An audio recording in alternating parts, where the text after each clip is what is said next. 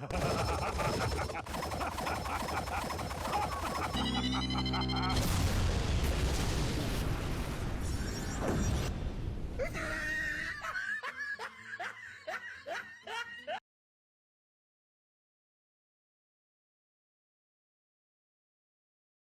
everyone, I'm Geek Freak and welcome to the video.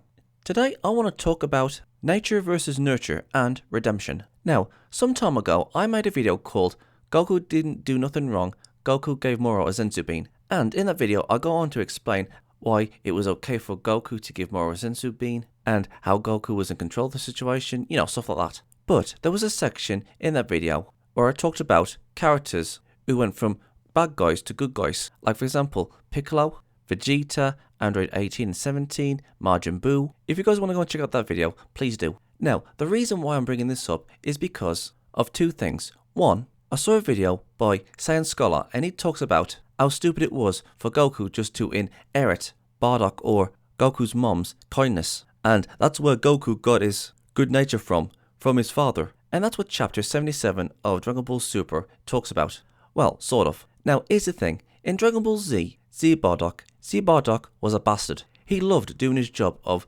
destroying planets, killing people, etc, etc. And even though Bardock was a bastard, we still loved him. Even though he was a bastard, he was a very, very cool character. And the story of Bardock has always been canon to Dragon Ball Z. That was until Dragon Ball Super Broly came out. And they completely retconned Bardock. In Dragon Ball Super Broly, Bardock put all the pieces together and he knew that Frieza wanted to eradicate the Saiyans. And he got a space pod and put Goku in it. And Guinea says, well, why are you doing this? You never cared before. And Bardock says, I don't know, maybe I just want to protect something because I've destroyed so many lives. Now, I'm going to say this. I do love Dragon Ball Z Bardock more because Bardock and his crew was the picture perfect portrayal of what Saiyans was. They were savages. They loved fighting. They loved destroying things. And Goku was sent off to Earth to destroy Earth in the Bardock special. Hell, Bardock didn't even care about Goku because of how weak he was. And when Goku was a baby, he was a little bastard when he was a baby. He was savage, cruel. He was exactly of what you would expect from a Saiyan. And this was in the story where Master Roshi told Goku about his origin story. And then one day, Goku fell off a cliff, he bumped his head, and he forgot his mission. Which I've always assumed that the reason why Saiyan babies are so advanced is because they program the mission into the babies. So they'll know what to do when they get to the planet they were sent to. And then when Goku did bump his head and he recovered from it, he became a really good boy. And you know what? I do love this version of the story of where Goku came from. It was Goku's mission to destroy the planet. And he gave Grandpa Gohan a lot of grief. And then when he hit his head, Goku's mind went blank. He forgot his mission and Grandpa Gohan taught Goku the ways of right and wrong. This is much, much better than the newest chapter saying that Goku inherited his kindness from Bardock, his father. Again, the Bardock special was a lot better than Dragon Ball Super Broly Bardock. And you know what? I can accept that Guinea, Goku's mom, was kind. But really, they should have left Bardock alone. They shouldn't have retconned Bardock like this. But you know what? I think the reason why they brought it in the newest chapters is because I have a feeling that they're going to bring back Bardock. After when Goku hears the story, he might actually bring back Bardock and Guinea. Maybe. And this story isn't just for Granola to see the error of his ways saying that, oh, not all Saiyans are bad. But I think it might play a role in the series afterwards where Goku will think, you know what, after hearing what I've heard about Bardock, I'm going to wish him back. And then Guinea, and then maybe, hopefully, Radditz might come back. Even though I think this is absolutely stupid, I'm actually hoping that Bardock, Guinea, and Radditz will come back. Now listen, I want to talk about Vegeta for a second. Now, we know all about Vegeta's past. Ever since he was a kid, he conquered planets, killed millions upon millions upon millions, maybe even billions of people, since he was a baby, all the way to when he killed those Nameks on Namek, and those people at the tournament. So yeah, Vegeta has a lot of blood on his hands. And Vegeta gave orders to Nappa to kill the Z-Warriors. Hell, he was even going to destroy the planet Earth because Goku matched Vegeta in strength. And again, he killed millions upon millions upon millions of people ever since he was a kid, all the way to the people at the tournament in the Buu Saga. And to be fair, it would be interesting if there was a few races who came together and they was trying to find Vegeta and kill him for what he did to their people. And it would also be cool to see how Kid Trunks would take all this in when he finds out that his father killed millions upon millions upon millions of people throughout the space. That, in my opinion, would be interesting. I mean, yeah, Granola hates Saiyans because they killed his people. But now we've got this story where it was Bardock, a Saiyan, that saved Granola and his mother. So now Granola's probably going to think, oh yeah, well maybe not all Saiyans are bad. And that's what I'm going to assume that's what's going to happen, because one Saiyan saved them. But here's the thing, what about the other Saiyans? What about all the Saiyans that killed Granola's entire race? Oh yeah, one saved me and my mother, but my entire race was killed by other Saiyans, and I'm the last of my kind. And you know what, to be fair, even if it was Bardock that saved Granola and his mother, I think Granola should carry on trying to kill Vegeta. Granola could probably think, okay, I'll leave Goku alive, but I'm going to kill you, Vegeta. Because after all, your father was the king of Saiyans. I'll leave Goku alone, but I'm going to kill you. And you know what? I don't want that for Granola. I don't want him to go, oh yeah, maybe not all Saiyans are all bad. I mean, maybe Granola could leave Goku alone, maybe? But I don't want him to do the same with Vegeta. Because again, Vegeta has blood on his hands for killing millions upon millions of people. Anyways, I'm going off track. Now, we are told that Goku inherited his kindness from Bardock or Guinea, but here's the thing, what about Radditz? Radditz came to Earth and he wanted to kill people, and he kidnapped his nephew, and was even going to kill Goku. So I'm going to assume that the kindness gene didn't go through to Radditz. And you know what, I find that absolutely ridiculous. Oh, kindness is passed down through genetics, which I find absolutely ridiculous. Now listen, if we compare Vegeta, Nappa, Radditz and Goku. Goku bumped his head as a baby and he forgot his mission and he became a regular normal little baby. And he was raised with good morals thanks to Grandpa Gohan. And along his journey, Goku learned new things. He became a better person as he grew, either thanks to Grandpa Gohan, Master Roshi, Kami, stuff like that.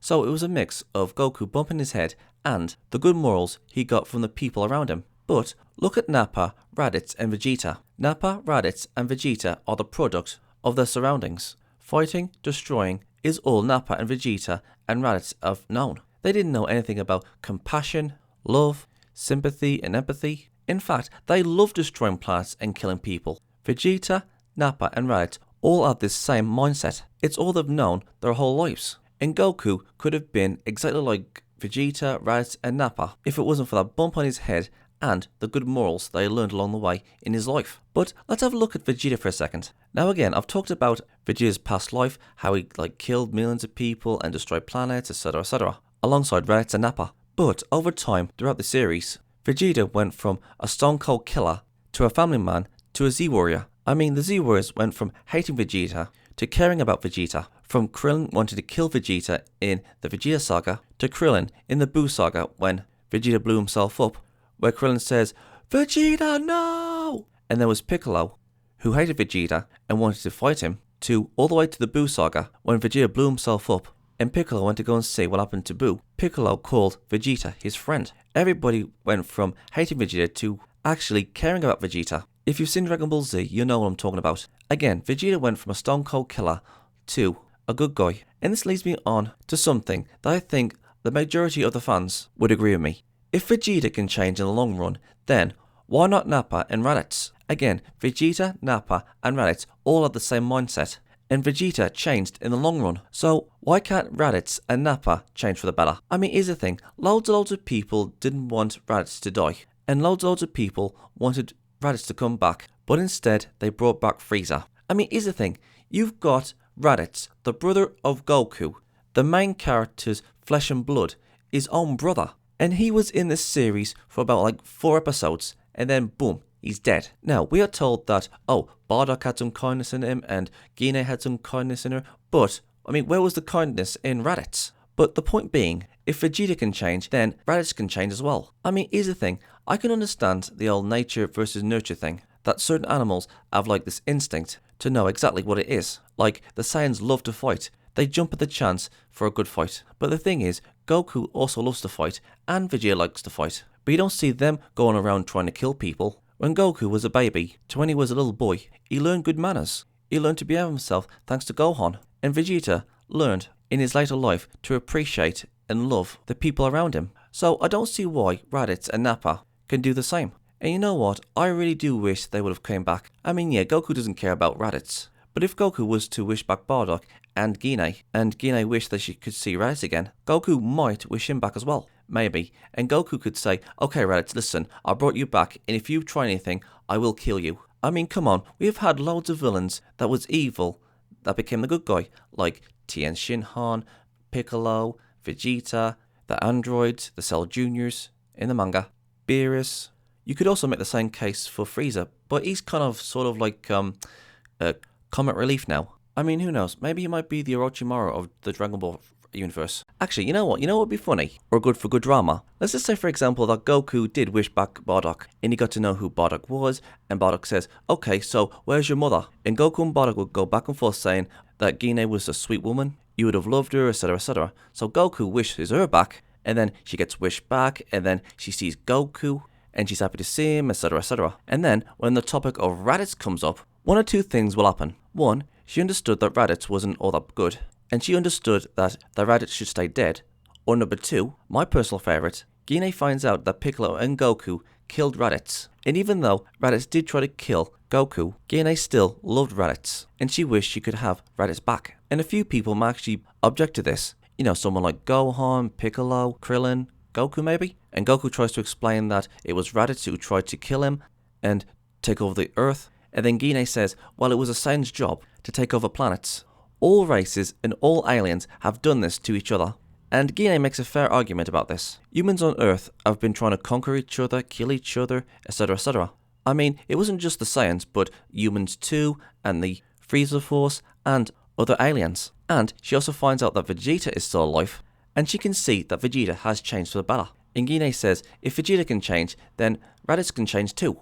And then Goku decides to wish back Raditz as well. He wishes him back, he tells Raditz to behave himself. I mean, come on, this would be a very, very awkward family reunion, especially with Gohan, Piccolo, Goku, etc, etc. But again, if Vegeta can change, then Nappa and Raditz can change as well. For me, I would have loved to have seen Raditz come back and change for the better. And listen, I'm not saying that, oh, I want every single villain to turn into a good guy, but some people's redemptions take longer than others. Like Vegeta. But if Goku was to wish back Gine and Bardock, then there would be some drama. But I don't think Akira Toriyama is good with drama.